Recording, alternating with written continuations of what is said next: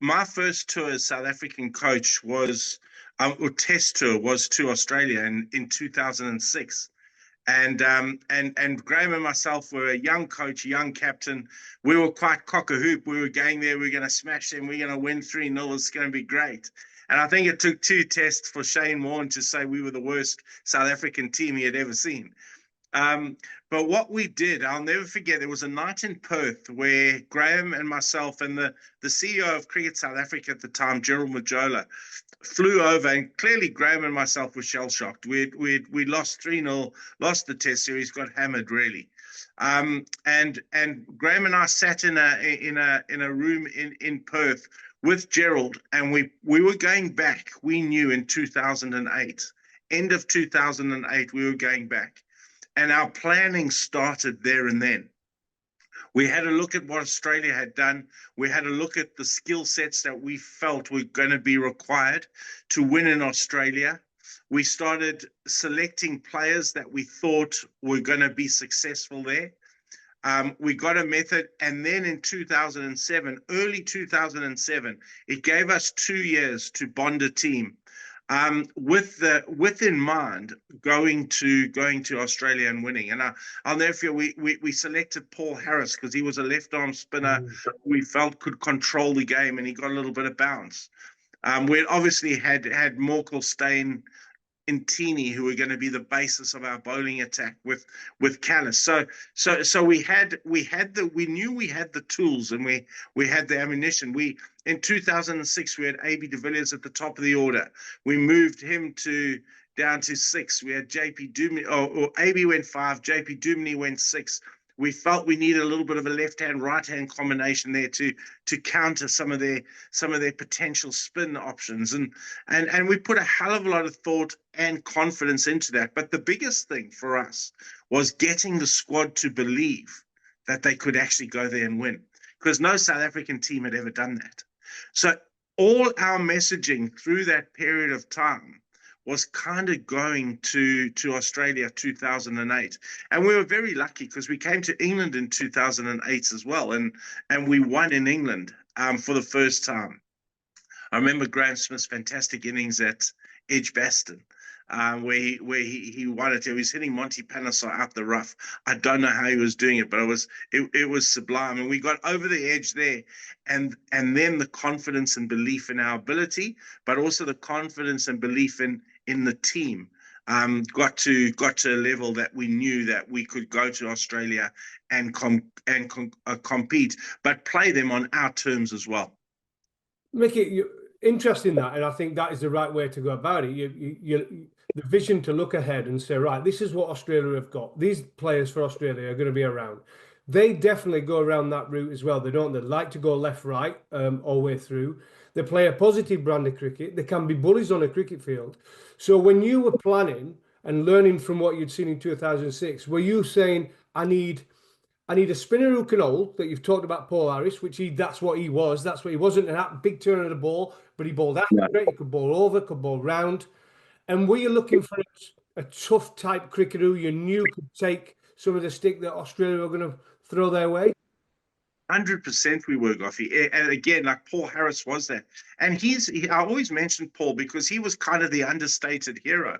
We needed Paul to bowl well so that we could get enough rest into the legs of Steyn, Morkel, and Intini, because we knew that they were going to, in order to get 20 wickets, they were our key players. So we needed them to get time into the league. So the unfashionable role that Paul Harris did was amazing, because the last time we went, we didn't have a spinner there.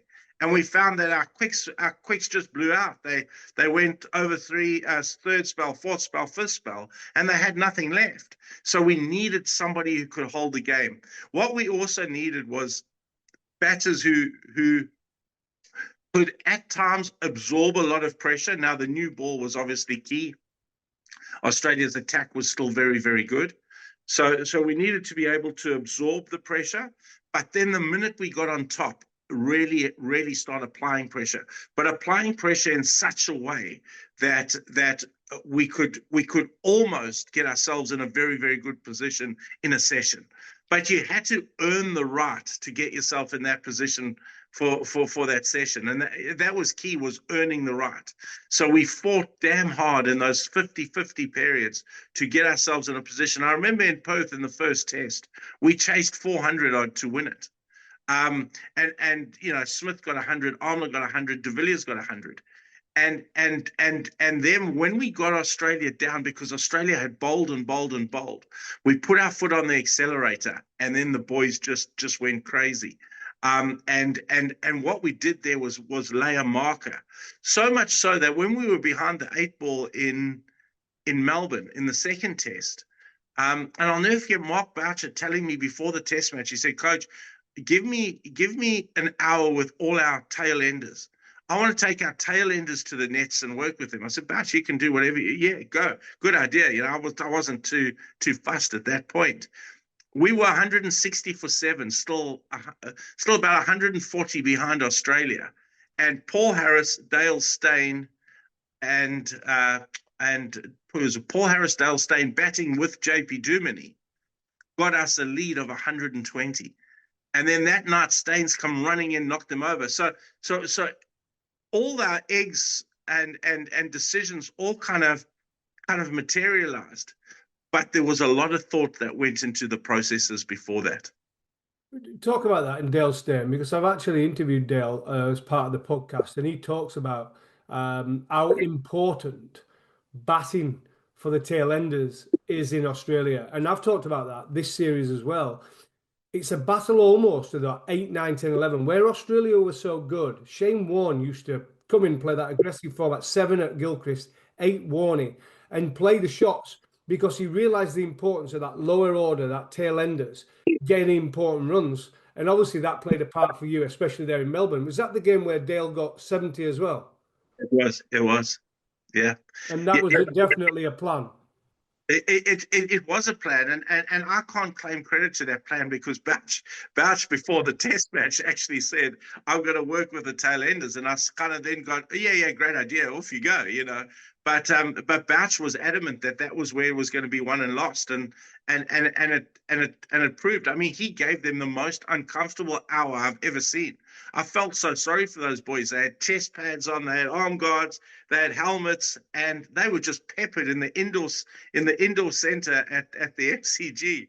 It was like, I felt like Shisi Bouch probably going over the top. But what it did do was it prepared them for what happened. And we were 160 for 7 we were, and between the three, Duminy with Steyn and Paul Harris were incredible in getting us an eventual lead, which got us sort of into a dominating position in that test match, and then winning in Melbourne. The test series was done and dusted.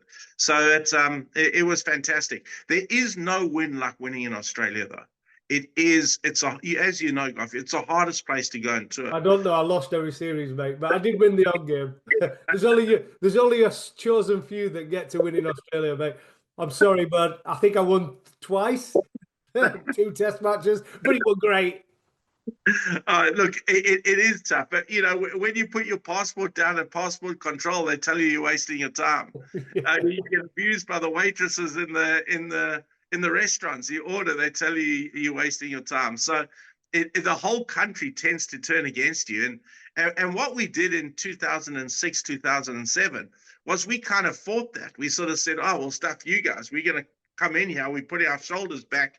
We're going to take you on at your own game," and got absolutely hammered. That was the biggest learnings for us that we took into the 2008 series. Oh, brilliant. And one thing as well, obviously you watched a lot of cricket leading in that. You saw that 2006 and you saw the way Australia batted on those pitches, because what people don't realise in Australia is that every ground you play at is totally different. The facilities, you'd think they'd be consistent, like the way they are, the pace of the pitches and everything else, the outfields. You've got Adelaide, short boundary square, but long. Do you know what I mean? The Brisbane becomes obviously the thing where Australia love playing. Did you look at the different pitches and have real discussions about, look how successful these players are on these pitches, and this is how we have to play? Yeah, and we prepared we prepared accordingly. So we went to Perth for game one, but we got in there 2 weeks before, and we trained and trained at the Wacker because Perth bounced, and that makes Perth so unique. That was when the Wacker bounced, so we had 2 weeks consistent, solid training at the Wacker to get us used to that bounce. You then go to Melbourne, where it's slightly different because it's Melbourne at times could be slightly slower and lower. And overhead conditions, Melbourne, it rains a bit, doesn't it? Yeah. Spot on. So then, once we finished in Perth and marked that, we sort of got to Melbourne and acclimatized fairly quickly. We had learned that, though, from 2006, how much it differed. And so a lot of our preparation and language in terms of our discussions around how we were going to play was very, very much with the conditions in mind.